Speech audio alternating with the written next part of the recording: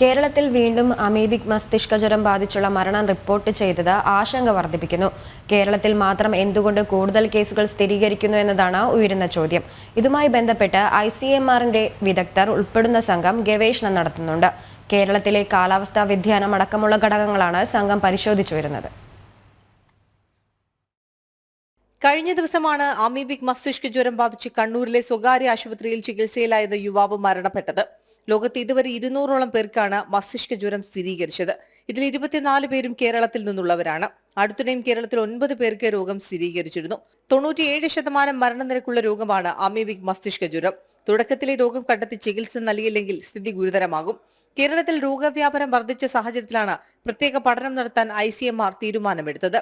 കേരളത്തിൽ മാത്രം എന്തുകൊണ്ട് കൂടുതൽ കേസുകൾ സ്ഥിരീകരിക്കുന്നു എന്നതാണ് ഉയരുന്ന ചോദ്യം.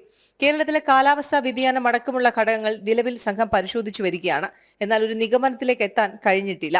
വടക്കൻ ജില്ലകളിൽ കൂടുതലായി റിപ്പോർട്ട് ചെയ്തിരുന്ന രോഗം തിരുവനന്തപുരത്തും വ്യാപിച്ചത് കടുത്ത ആശങ്കയായിരുന്നു. ഒഴുക്ക് കുറഞ്ഞ ജലാശയങ്ങളിൽ കാണപ്പെടുന്ന രോഗകാരിയായ അമീബ മൂക്കിലെയും ചെവിയിലെയും നേർത്ത സ്ഥലങ്ങളും സുഷിരങ്ങളും വഴിയാണ് തലച്ചോറിലേക്ക് കടക്കുന്നത്. അണുബാധയേറ്റാൽ മരണസാധ്യത കൂടുതലാണ് എന്നതാണ് പ്രധാന വെല്ലുവിളി. ജനം, തിരുവനന്തപുരം.